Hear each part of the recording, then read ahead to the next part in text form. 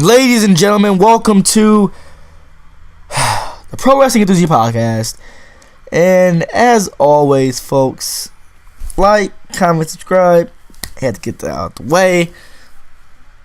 This is War Games. Folks, for years and years and years and years and years and years and years and years, it has kind of been a general consensus that the Vincent Kennedy McMahon of the WWE didn't give a flying frick about WCW, did not want to be reminded of WCW, and didn't want to bring anything back from WCW. On the other hand, there is a man who, he is the biggest son of a bitch. Not a son of a bitch. The biggest asshole to every kid and every smark. Not every smark. Every casual fan. But to the smarks, he is a fucking legend. His name is Triple H. And this man is a wrestling historian. A proven, said about himself, he is more focused on the pro wrestling aspect of it. He is a wrestling historian, and I think he has, how do I want to say it? He has fed the hardcore fans. I think we're starting to get a little fat. We're getting a little spoiled. So, rumblings start about that maybe Triple H will want to use War Games. And, it all starts with the main roster having a Starrcade house show coming up. And next thing you know, at the NXT tapings, it is announced that the Undisputed Era, Cole, Riley, Fish, CFO, shock the system against the unpredictable, the maniacal, this crazy SOB Sanity against the authors of Pain, who wrote the book of Pain. Wow. Let's just start from the top of the card. I'm smiling from ear to ear right now. I am so excited. We have the knockout artist who ain't nothing to mess with, Cassius. Oh no. Going one-on-one with Lars Sullivan. Can I be honest? I hope they don't. They're gonna start their show with this match. I just hope these two guys bring it. I know Cassius will bring it, but we have not seen Lars Sullivan have to have a competitive match yet, and I know this is his competitive match. I think it's more of a Baron Corbin type thing, where Corbin had to prove he can go against Samoa Joe at Brooklyn. NXT Takeover Brooklyn 1, which I'm kind of scared about, because you got to think about what was Corbin's first actual match that he had to have competitive. Well, that was against Bull Dempsey, and that was not good. So then we had Corbin against Rhino, and that was a flap. So it took him a couple takeovers to get that one match. But I feel like you start Lars Sullivan off with Cassius Ohno, all hell is gonna break loose. I don't think I believe Cassius Ohno has only suffered one loss in NXT, one pinfall loss. I think he might have lost a tag team match with Hideo. Yeah, Cassius is Did he lose to Hideo? I'm not sure. I can't ring a bell right now. But Cassius, he's been on the roll a little bit, and it's the perfect guy, I believe, to put over Lars Sullivan. Lars, he's been very impressive. WWE, let's be honest, guys, WWE needs more monsters in the land of the midgets right now. And I'm the biggest supporter of indie wrestling, and I am the biggest supporter of all the athleticism that we have. But guys, come on, it's WWE. It's always going to be the land of the giants. We need more monsters. We need more giants. We need more believable guys. And I'm not saying that if booked the right way, like you see with AJ Styles, he is believable. And, but we need more Brock Lesnar's. We need more Braun Strowman's. We need more Baron Corbin's. We need guys that are believable to the casual viewer. I don't believe, in the casual viewer eyes, why the hell should I think Finn Balor is going to beat Brock Lesnar? It doesn't make sense. But if you bring a guy like Lars Sullivan against Brock Lesnar, then you're like, ooh, wait a minute. Who's this guy? He's interesting. He's big. He's marketable. Very, very marketable. I don't believe he's going to be NXT champion because, let's face it, every NXT champion has been a indie wrestler. And I'm not saying you can't be an indie wrestler and not be an NXT champion, but there's just a certain prestige of wrestler you have to be an NXT champion. You guys know what I mean? Yeah, so in that match I have Lars Sullivan. I know it's gonna open the card unless this next match opens the card, which I hope it will. Alistair Black versus the Velveteen Dream.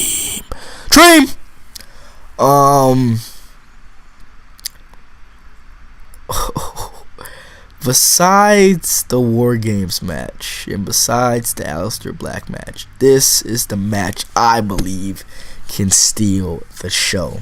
This is actually a sleeper, and listen to me why. You think of it's all about War Games. This match is being overshadowed, but the work that these two men have put into this damn feud has been nothing short of freaking unbelievable. It's been beautiful.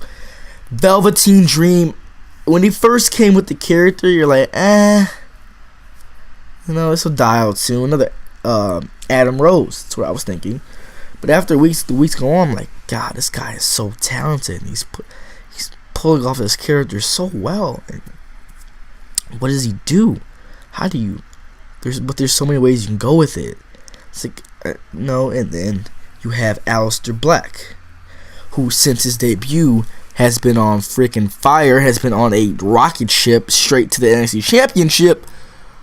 But oh my God, this match. Oh, it's gonna be so good. Oh my God. I don't know who's going to win.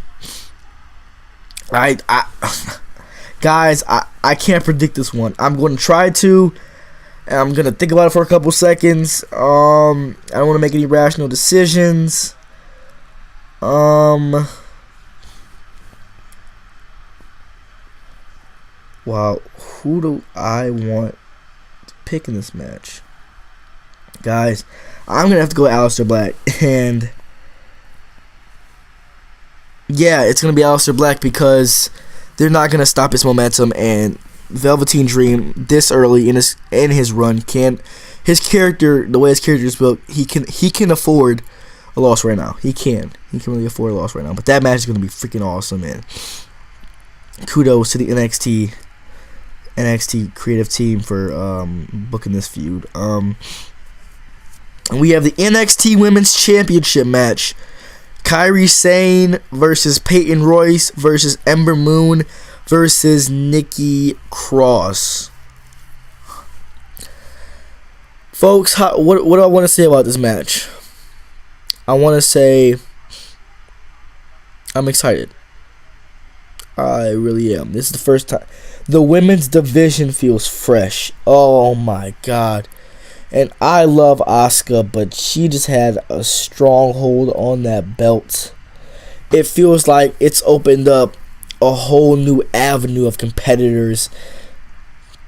And, I don't wish bad on anyone, but her injury could have not come at a more perfect time with the Mae Young Classic and all this other stuff. And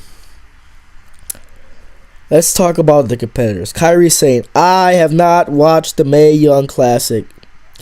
Maybe I will find time to watch it, but I was just not interested in it. And it's not like I'm not a supporter of women's wrestling. They put the Mae Young Classic smack dab in the middle of football season. You're not going to get me to watch the Mae Young Classic in the football season. That thing's Monday through Saturday, man. Come on now. Kairi Sane has impressed me in her NXT matches. And that elbow. Oh, my God. Velveteen Dream and Kairi Sane, they should teach a class on how to do an elbow drop. Simple. A class on how to do an elbow drop. It's my opinion. Peyton Royce, the one who I'm rooting for.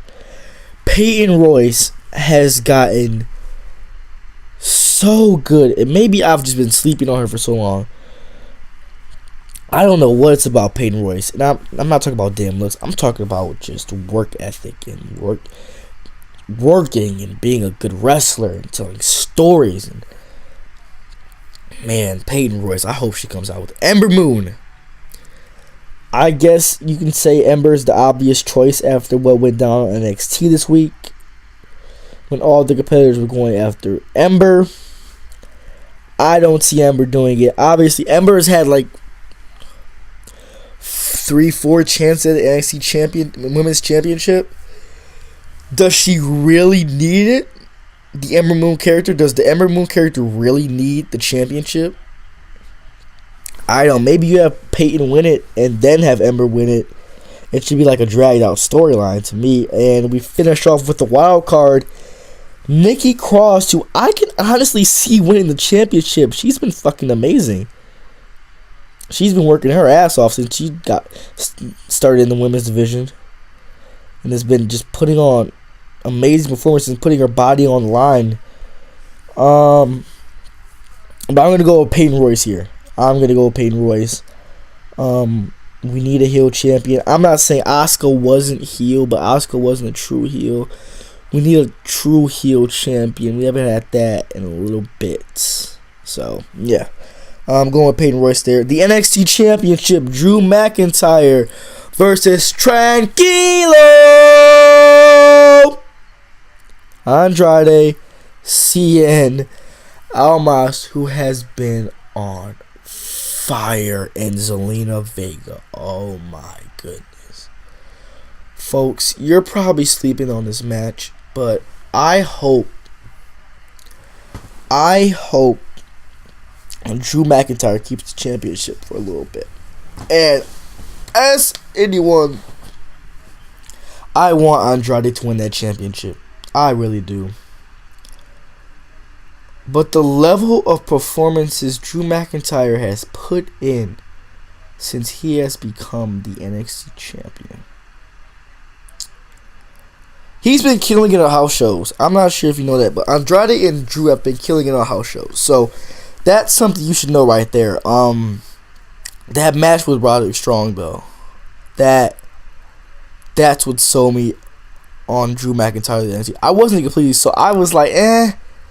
It was kind of like the waiting game where you were waiting for Adam Cole to take the championship off of Drew McIntyre. But now you're like, maybe this thing has some steam under it. Because Drew is just, his character, he doesn't have to be a big face. He doesn't have to be a heel. He's just Drew McIntyre. He's just a champion. He's just carrying the NXT brand. That's what it's all about for him. But Andrade. When Andrade first came into NXT, I wasn't impressed. I wasn't. I was expecting this fucking beast ass luchador guy doing a whole bunch of flippy shit, and I didn't get that. And you know, maybe it took me a little bit to get used to his style, and he didn't really resonate with the NXT crowd. But you know, I guess it happens for everyone. And then he starts going to a losing streak, and I'm not sure who it was. I think it was Weiser, because Weiser is like my favorite YouTuber reviewer of all time. He says Andrade is losing these matches so he can be built back up. He could lose, and that could be his downfall, and then he'll be built back up a certain way. And that always stuck with me when I was watching Andrade losing these matches. And next thing you know, Zelina Vega shows up. And I'm like, I didn't know who Zelina Vega was. Apparently she was like, you know, an indie wrestler, and she's Austin Aries' wife, I believe. And Zelina starts, getting Andrade, and Andrade has a this is before Zelina Vega had a hell of a match with Roderick Strong at Takeover Brooklyn, I believe. And then no, it wasn't Takeover Brooklyn. It was Takeover, I believe it was Orlando. Hell of a match with Roderick Strong. And then you have Andrade go against Johnny Gargano. Oh my god, that match! I gotta go watch that match again. Beautiful. And Andrade finally shined. So then at the recent NXT shows, he's been fucking killing it, and he beat Gargano again, I believe. Yeah, he beat Roderick Strong, and oh my god, that finish to that Strong Almas match when fucking Vega goes off the apron and does that Hurricanrana. Oh my god, she is amazing. Oh man, they have done. This is why NXT needs. I'm gonna get a little out. NXT, you need a mid-card championship. This guy would be perfect for that. So perfect. But at the end of the day, Drew is going to retain. And this is what I think is going to happen. And I'll get more to that with this match. War Games. War Games. Sanity, the Undisputed Era, and the Authors of Pain with Roderick Strong. Roderick Strong is turning heel. Hear me out. Roderick Strong is turning heel. Hear me out. A lot of you have been saying no, Donovan Dijak is going to do it. I think NXT has realized Donovan Dijak has the size, the athleticism, and the speed for himself to be built up on his own. So what can we do here? They're gonna tear the fucking. They're gonna steal the show. They're gonna steal the weekend. No, they're gonna steal the year. There is nothing stopping these guys. There is no Vince. There is no Kevin Dunn. It's just 3 teams and Roderick Strong that want to go out and they want to fucking put on. They have a legacy to live up to. I can't even go in depth to it. Let's talk about the competitors. Wow, okay. The Authors of Pain, who came in green as shit. Green as grass, I might say. When they first came in, I thought it was cool. I was like, okay, a big tag team, look like they're fucking unstoppable. And they run roughshod through the NXT division, and they win the Dusty Rhodes Tag Team Classic. Cool. Still not really sold on them. Then they go and they win the NXT Tag Team Championships. Cool. Starting to get there. I believe they had that triple threat. Was it the triple threat tag team match? Was it the ladder match? I think they had a string of matches with DIY. I know they had a triple threat tag team match with the Revival in there. And they had the tag team match with Lars Sullivan. Heavy Machinery. These guys have been killing it. And they are main roster ready. I feel like this is their goodbye. This is their goodbye to the main roster. They are main roster ready. Sanity. I didn't know what to think of Sanity at first. They came in and I was like, this is the best you got for Eric Young. But they made the best of it. They made it their own. They made it feel fresh. They made it feel new. The entrance, the theme music, everything. Sanity they did their thing, man. And I'm so glad they get to be part of this match. The Undisputed Era. And we're going to tie Roderick Strong into this. First of all, the Undisputed Era is winning tonight. I mean, damn, tonight. It's like 2 days from now. The Undisputed Era is winning. Why is the Undisputed Era winning? Well, I'm going to tell you. Cole Fish O'Reilly. They arrived at Brooklyn. You guys know what went down. Adam Cole, Bobby Fish, and Kyle O'Reilly. Yeah. You know what? These guys are so damn talented. They really are. And Adam Cole has put on great matches with Eric Young, Roderick Strong. I'm waiting for Adam Cole to really have that match they still haven't had him have that match. Like, that match. This is, but like, damn. That's what put him on the map in NXT. I know he's at that moment, but he hasn't had that match. Roderick Strong. Their storytelling with Roderick Strong has just been nothing short of amazing. And I hope they keep Roderick Strong in NXT as long as they can, because the main roster will turn him into Sami Zayn, and I know it. I know it. Roderick Strong has to join Undisputed Era. Let's bring it back to Drew McIntyre. McIntyre was the championship. And the next thing you know, what's the big thing that happens to end the show? Roddy turns on his team, helps the Undisputed Era win. Cole's a little, watch your back, fishing around like, hey, we don't really trust this guy. But he starts, kind of like a Randy Orton thing, he starts proving himself. And when they ask why Roddy,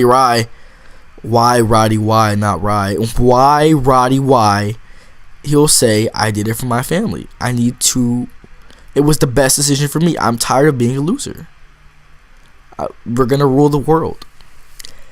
Eventually, this leads to Adam Cole beating Drew McIntyre at the next TakeOver, I hope. Or they might drag it out.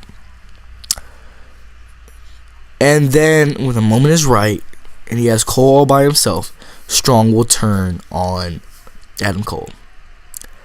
And then at WrestleMania weekend, I think TakeOver New Orleans, Roderick Strong, Adam Cole, Strong takes the title.